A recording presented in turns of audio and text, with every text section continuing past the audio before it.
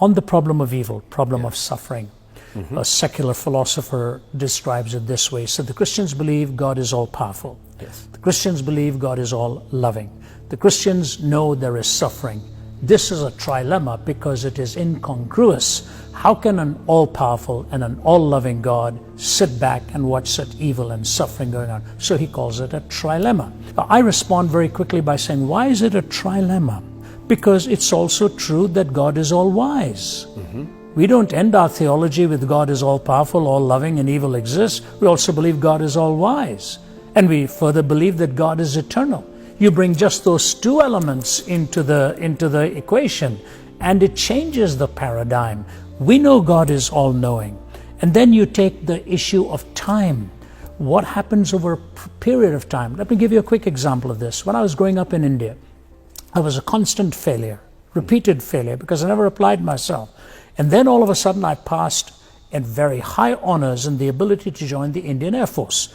Out of 300, they were going to select 10. I came in at number 3. So I sit down in front of this Churchillian-looking wing commander, and he stares at me across the table, and he's asking me a few questions. And then he leans over, and in Hindi he says, Beta. Beta means son. He said, Beta, you're a good man, you're a nice man, but I'm going to reject you. Just like that. And I visibly felt my body start to tremble.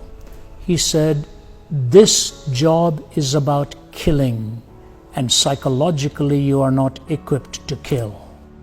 It was a few months after that the opportunity came to migrate to Canada. If I'd been accepted into the Indian Air Force, I was committing for about 20 years. I would never have come here. Never would have had the time to sense the call for God into ministry. Never would have seen the life that God has now given to me to be a persuader and help people understand the beauty of the gospel message. That door was slammed. It took years to find out why that door was slammed. There are emotionally satisfying answers as time goes by. I've lived with a lot of pain with a broken back. I have 2 titanium rods that are about 8 inches long, 4 clamps, 8 screws bolting me down. I injured my back very badly. There were times I'd be sitting in the front seat of the car pulling over my head on my steering wheel and crying.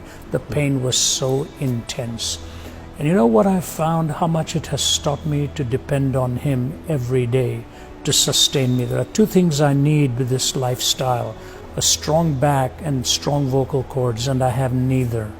And God has shown me that in my weakness has manifested His strength, and how His healing hand even came through on my back after years and years of suffering.